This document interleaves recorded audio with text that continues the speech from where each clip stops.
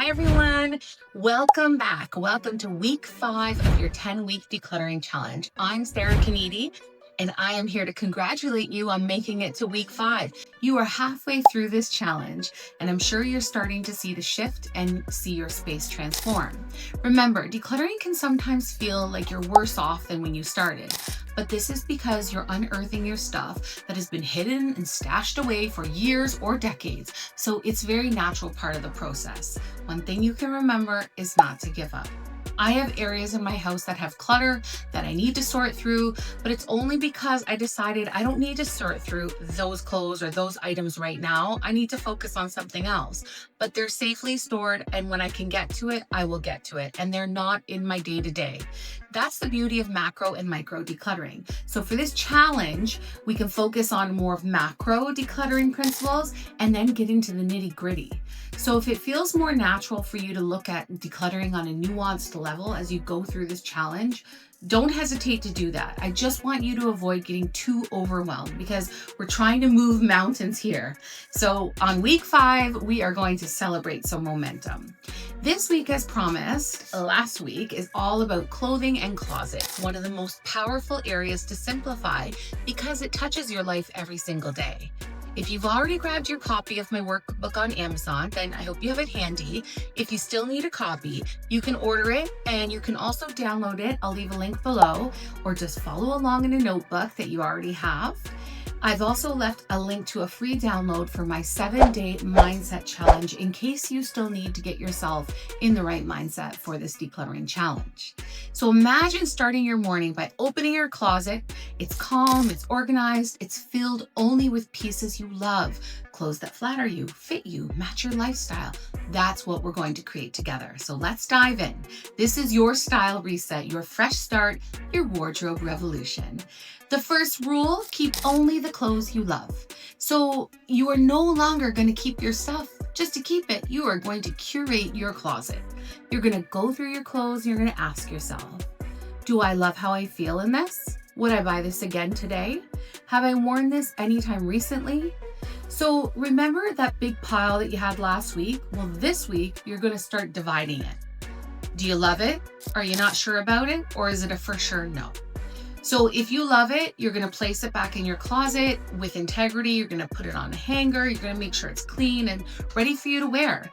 If it's a not sure pile, well, you're going to store that in a nice clean bin and you're going to revisit it maybe next month, maybe in 2 months, maybe next season. Just make sure it's safely stored and you have space to do that. If it's a no pile, that goes right into a donation pile. You can sell it. If it's a good high quality item, go to a consignment shop, see what you can do, because we want to create like a life cycle for clothing to its fullest extent. So if it's a really good item, please pass it on. I also like to keep extra bins. I even use bags and luggage so I can store like vacation clothing, holiday clothing, accessories, and that way you have all those items right in your closet. You're trying to create a really cohesive space for yourself, right? You can even create your own categories in the link below. So costumes or different things like that, whatever is working for you, right? This really is about your journey. We're trying to create a closet that is simple and efficient to use so you can dress for the life that you want, right? It's important that you have an idea of what clothes you have so you don't duplicate items, right? It's important that you categorize your clothing by season and use. And also, it's just easier in the morning to get dressed when you actually know how to put together an outfit because you know where all the pieces are. So you can break down your clothes in seasonal, like spring, summer, fall, and winter, or by use, work, casual, workout, lounge events. So group these categories together, right? And you'll see, do I have too much stuff, too many of this category, not enough this category maybe, and you really are going to take a good audit of your closet. So again, use bins, bags, luggage, or labeled basket for any off-season clothing. You can store formal wear in a garment bag. Donate or sell those items that are in good condition. Don't let your past shopping habits weigh you down, right? Because those clothes still have a value. So, like I said, rehoming your clothes to extend the life cycle of your clothes is huge. You can find a platform online and hold a clothing swap with your friends. Once you start seeing what you have and again, what you love and what you want to wear, you will build a closet that is successful and that is there to help you build your success. I also like to keep a donation bag in my closet at all times. So basically, if I'm just like, no, I'm out, like I've replaced it with something new, or I won't wear this again, it gets donated. And having an item like a bag there for you right away, it's easy to throw it in there. Once it gets full, you just bring it to the donation company, and that's it. So accessories are another thing. You want to make sure that you have organizational items, bins, or different kinds of bags or baskets for different like sunglasses and belts, because those shouldn't be all over the place, right? Even shoes, like keep them nice and neat, nice and contained, and almost make your closet like a display. So you're trying to display what you have so that when you go in, you can kind of pick it. Like you see those things, like I've never used the apps, but like you can have an app with all of your different clothes on it, and then you go in and you pick it. So like that's what you're trying to do, but in real life, right? Another thing is implementing the one in, one out rule. So that is like a golden rule for being clutter free. So if I get a new, shirt like this, I'm going to donate or get rid of my other one. Maybe I have a bin or I need clothing that is like, when I'm doing gardening or something like that, maybe some of the old clothes can find their way in there. What you're really trying to do is like categorize your closet. So it's not just this big mishmash of things. It is an actual like stellar organized place where you're literally going and you're like pick, done. And you're quicker in the morning, less stress, and come on. One of the coolest ways to do this is building a capsule wardrobe. So go ahead and go on chat or Google it if you need some inspiration. Pinterest is amazing too. But here's a basic example. You're going to start with 3 to 5 neutral bottoms, like skirts or pants or whatever, 3 to 5 versatile tops, 2 to 4 layering pieces, 2 to 4 shoes, dressy and casual. Like those are just sample numbers. Like obviously people will have 20 or 200, but it's whatever works for you, because really what you're trying to do is create something like to just be a companion for you. So my closet is a companion for me. I'm not really thinking too hard in the morning what I'm going to wear. It's usually how I'm feeling that day, but I know, I have this shirt that can go with this skirt, or, that kind of thing, and these accessories. I'm not really a big accessory person. I do like accessories. I have very specific accessories, and I think that's really what this challenge is there to create for you, is that what do you truly love and what do you want to surround yourself with every day? Because the reality is that if we become overwhelmed by our clutter, it will just take over us, and then we'll never feel like we're feeling like good going out the door, because it's like, I could have worn that other shirt, or I didn't know where it was, or it was dirty, or it was crumbled up in a ball under my bed.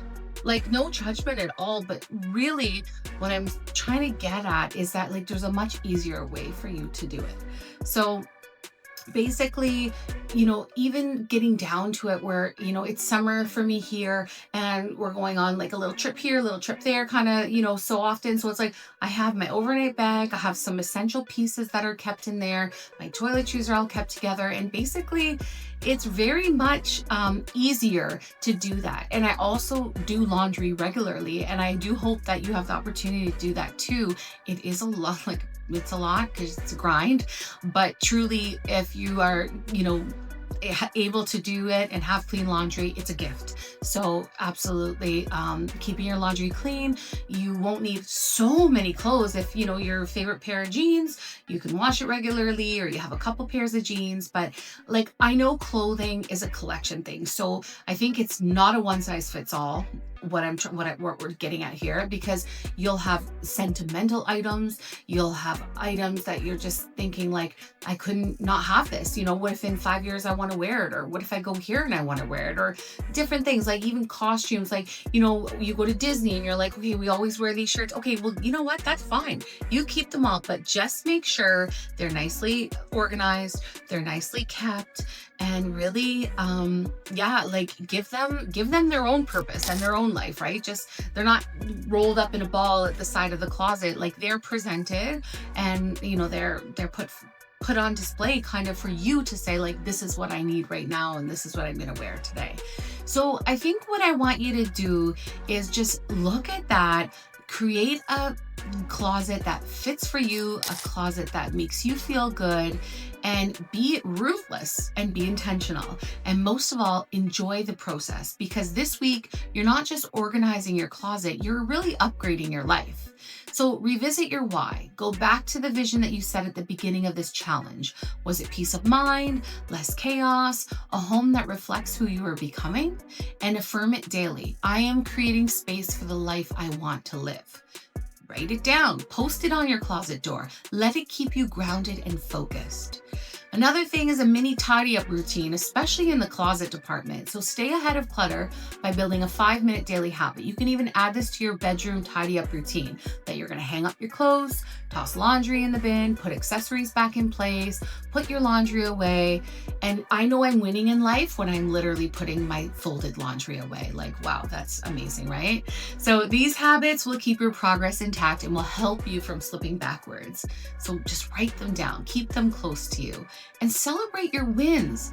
Don't just move on to the next thing. Honor what you've done. When your closet looks beautiful and you're like, wow, like I have 12 outfits that are ready to go for me. Take before and after of your closet so you can really celebrate that. Share progress. Share with our group here. Treat yourself to a small reward, like a cool organizer for your jewelry, maybe. You have earned it, okay? So let the space reflect how far you've come. I want you to get excited too for week 6. It's the bathroom reset, right? So we're heading into the bathroom next week. It's a place where you start and end your day. Clean counters, organized toiletries, and maybe spa-like vibes if that's your thing. So remember, you're not just decluttering your home, you're rebuilding your energy, your clarity, and your confidence. Keep on going. Keep investing in the version of yourself who deserves a beautiful, functional space. So let's carry this energy into week 6. And remember, you're doing a great job, everyone. 1 week at a time.